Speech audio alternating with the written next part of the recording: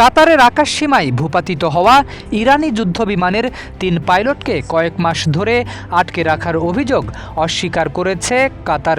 দোহার দাবি, পাইলটদের আটক করা হয়নি, বরং নিখোঁজদের সন্ধানে অনুসন্ধান ও উদ্ধার অভিযান চালানো হয়েছে।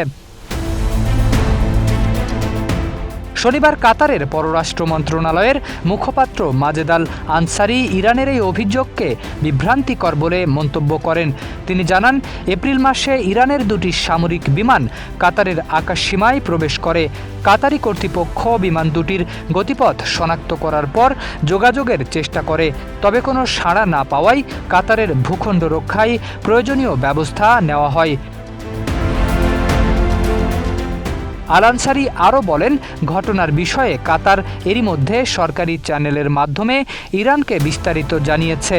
বিমান দুটি ভূপাতিত হওয়ার পর নিখোঁজ পাইলটদের সন্ধানে কাতারের অনুসন্ধান ও উদ্ধারকারী দল অভিযান চালায়। এই অভিযানে একজন পাইলটের মরদেহ উদ্ধার করা হয়েছে বলেও জানান তিনি। মরদেহটি ইরানের কাছে হস্তান্তরের জন্য তেহরানের সঙ্গে যোগাযোগ করেছে দোহা।